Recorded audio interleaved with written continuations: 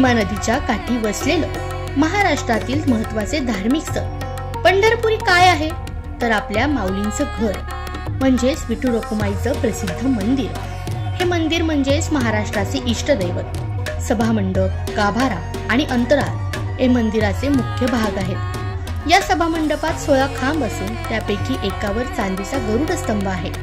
पंढरपूरला आषाढी आणि कार्तिकी एकादशीला मोठी यात्रा भरते, ज्याला वारी म्हणतात। यंदाच्या आषाढी वारीत पंढरपूरला यात्रेचे स्वरूप आल्याचे दिसतंय। विठ्ठल रखुमाईला नवीन वस्त्रासह फुलांनी सजवण्यात आलंय। एवढंच नाही तर मंदिराच्या परिसरात आणि शहराच्या विविध भागांमध्ये आकर्षक विद्युत रोषणाई केल्याचं बघायला मिळतंय। पंढरपूरच्या वारीतले माहोल भक्तिरसाने बहरलेले असतात आणि तो अनुभव नेहमीच मनाला शांती आणि समाधान देऊन जातो।